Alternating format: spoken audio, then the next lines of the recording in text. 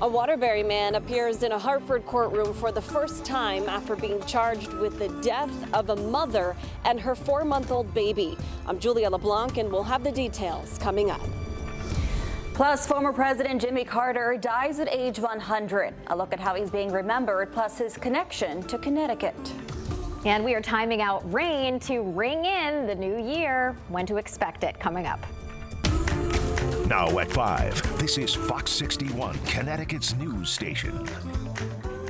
Now at 5, a man accused of murdering a mother and her baby 1 month ago faced a judge today. Thanks for joining us on the Fox 61 News at 5. I'm Bridget Buerlo. And I'm Jamel Johnson. Prosecutors say 23-year-old Lance Morales escaped to Puerto Rico after the crime, but was found a few days later. And Fox 60. Oh, sorry. That's okay. Fox 61's Julia LeBlanc has the details now from his arraignment in a Hartford courtroom. In court, we learned more about what police say happened back in November when Lance Morales allegedly shot a mother and her baby after she owed him money. But right now, these babies are hurting, that family is hurting, and so many of us are hurting. This was a month ago when the Hartford community held a vigil to honor and remember the lives of a Springfield, Massachusetts mom and her baby. Let's keep a spirit in Hartford. Police say 20-year-old Josiah Mercado and her 4-month-old were shot and killed on November 19th near New Britain Ave. Police say 23-year-old Lance Morales, seen on surveillance video, pulled up alongside Mercado's car and opened fire. Police say Morales not only killed the mother and child, but also wounded a man in his 20s.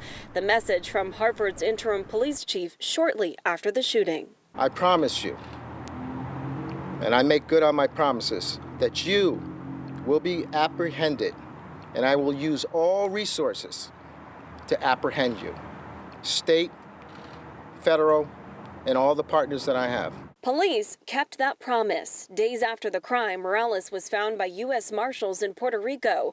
He was extradited over the weekend and appeared in a Hartford courtroom Monday morning. For the capital felony, the defendant has no right to bond. Prosecutors went over Morales' lengthy criminal history. His defense attorney says he lives with his dad in Waterbury and doesn't have a job.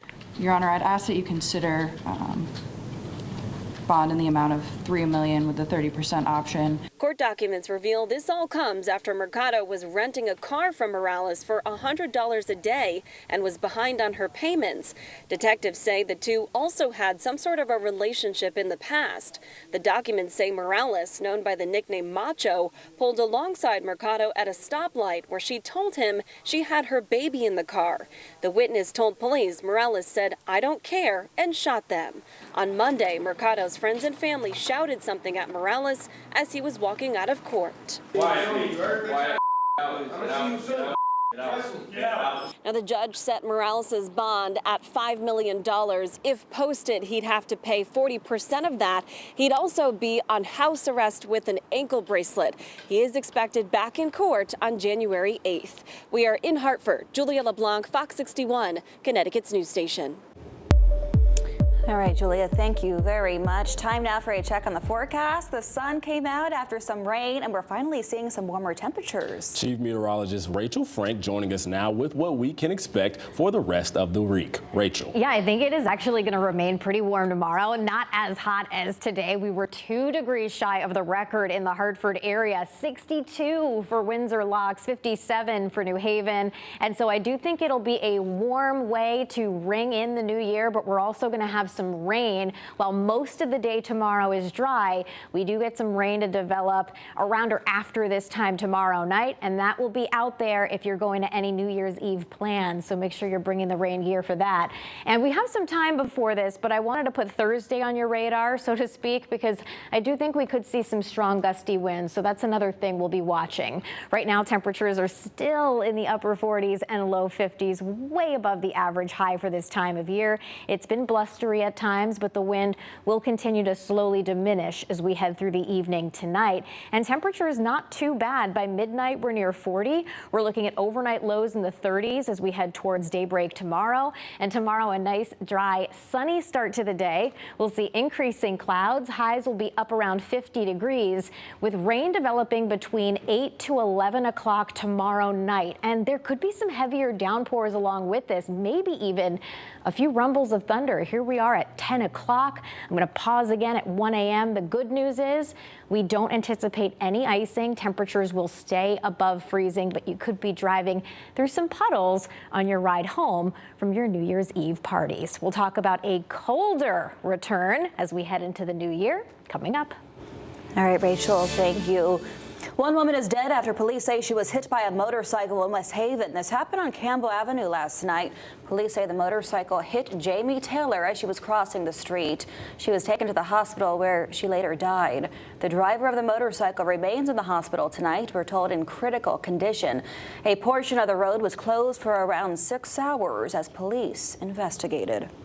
Waterford police are asking for the public's help to, Waterford police are asking for the public's help to find the person who robbed a gas station. Police are sharing these photos. They say the person cornered the clerk while holding a knife at the Best Way gas station on Boston Post Road last night. The clerk was not injured. Anyone who has any information on who this person is should call Waterford police.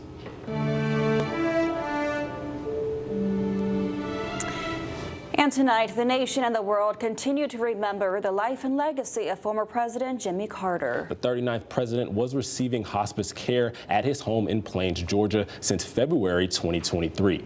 Carter dedicated his life after office to humanitarian causes and received the Nobel Peace Prize in 2002. President Biden says Jimmy Carter was his friend for decades and made his mark on the lives of people around the world.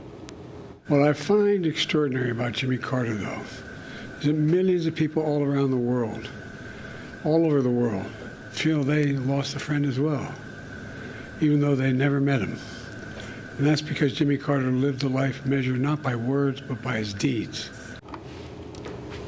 People all over the world are mourning the loss of former President Jimmy Carter, who died on Sunday. And some career highlights happened right here in Connecticut. Fox 61's Lindsay Kane is in Hartford with the details. Former President Jimmy Carter was no stranger to Connecticut. He campaigned right here in the city of Hartford back in 1980, and to this day, he's credited for helping to keep the submarine base in Groton open. Former President Jimmy Carter died on Sunday at the age of 100. As the 39th president of the United States, he's lived longer than any other president. He had ties here in Connecticut. In 1948, he graduated from the submarine training program in Groton. Decades later, he saved that base from closure. He campaigned here in Connecticut during the final year of his presidency at the old State House. And after his presidency, Carter was a guest of honor during the celebration for Fox 61's first night on air back in 1984. In 2007, Carter visited Quinnipiac University and received the Institute's first humanitarian award. He gave a lecture on global human rights, peace building, and international diplomacy. Professor from Quinnipiac, Muhammad Alehi, helped organize Carter's visit to the university and says his legacy extends across the globe. After he left office, I think he became more influential. He had acceptability all over the world. Whenever there was a conflict, people would call him. He would go and bring the warring parties together. When there was any election that was in doubt about the authenticity of the election, he would send election observers from the Carter Institute. And any election that got the seal of approval from the Carter Institute, that election would be considered fair. Funeral services for former President Carter are scheduled for January 9th, which is also set to be a national day of mourning. In Hartford, Lindsay Kane, Fox 61, Connecticut's news station.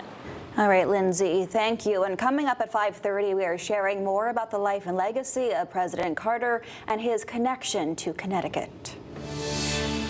A New Year's gift for more than 30,000 people here in Connecticut. Both chambers of Congress passed federal legislation that restores full Social Security benefits for public service workers. Fox 61's political reporter Emma Woolforce joins us now in studio to explain. Emma, what does this mean for those 30,000 Connecticut individuals? Well, Jamil, Bridget, this means increased benefits for retirees. Senator Richard Blumenthal, a supporter of the bill, and advocates say this measure is about basic justice, calling passage of this Social Security reform a monumental victory.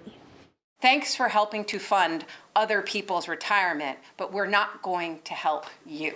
That's the situation thousands of Connecticut workers found themselves in due to two parts of Social Security law, the windfall elimination provision, or WEP, and the government pension offset, or GPO. For the past 50 years, they've been deprived of full Social Security benefits because of mistakes in legislation that are 50 years old. We have corrected a 50-year-old mistake. Last week, the Senate passed the Social Security Fairness Act, legislation to roll back the WEP and GPO and restore full benefits to public employees like teachers, police officers, and firefighters. After it passed, we all started to cry. We were so happy that it passed. Social Security is a bedrock of middle-class security, and these public service workers have paid into Social Security only to find that they are denied major portions of what they have earned. It's not a gift, it's what they have earned.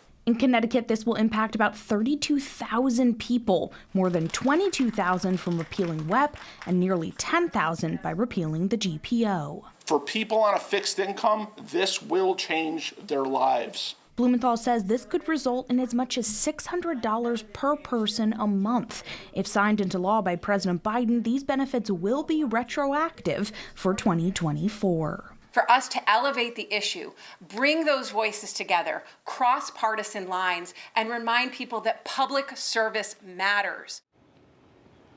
And this bill was sent to the president's desk Friday, and Blumenthal tells me he expects Biden to sign it in the coming days. Bridget, Jamil.